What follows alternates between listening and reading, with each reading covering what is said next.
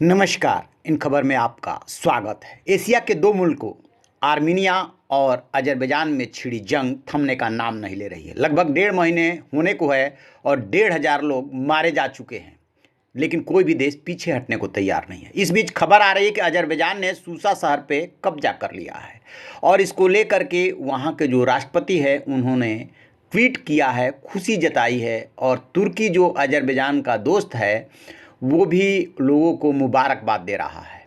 Ilham Aliyev जो Azerbaijan के राष्ट्रपति हैं उन्होंने ये दावा किया है।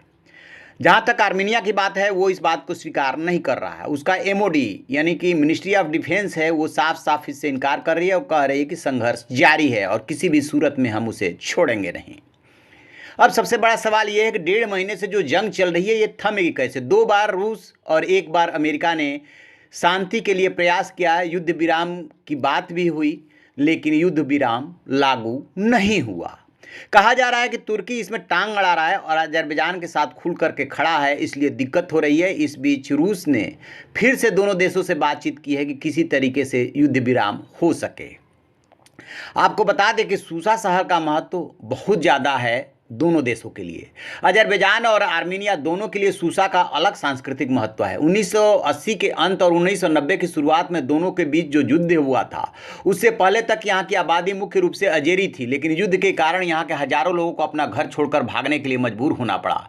आर्मेनिया के लिए ये वो जगह है जहाँ पवित्र माना जाने वाला ऐतिहासिक गजान चेत्सोत चर्च है। ये आर्मीनियाई अपोस्टोलिक चर्च है, यानी सबसे पुराने और सबसे बड़े चर्चों में शुमार है।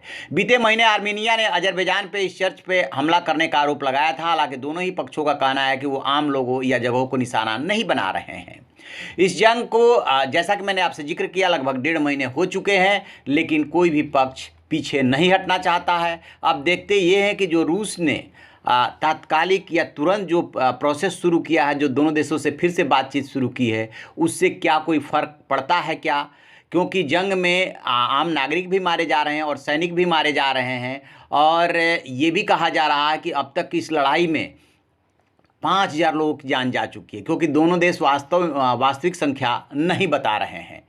अब लोग सड़कों पे निकल करके खुशी मना रहे हैं कि सूसा हमारा हो गया, लेकिन वास्तव में हुआ या नहीं हुआ इसके बारे में कुछ भी कहना मुश्किल है। आपको बता दें कि जिस नागोर्नो काराबाख को लेकर के जंग चल रही है उसका क्षेत्रफल 4400 वर्ग किलोमीटर है।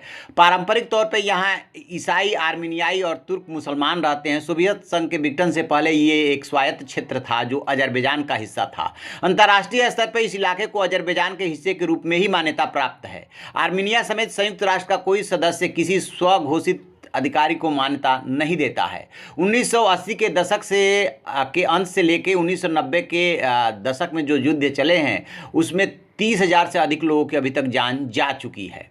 उस दौरान अलगाववादी ताकतों ने नागोर्नो काराबाख के कुछ इलाकों पर कब्जा जमा लिया। 1994 में यहाँ युद्ध विराम की घोषणा हुई थी, जिसके बाद यहाँ गतिरोध जारी है और अक्सर इस क्षेत्र में तनाव पैदा हो जाता है।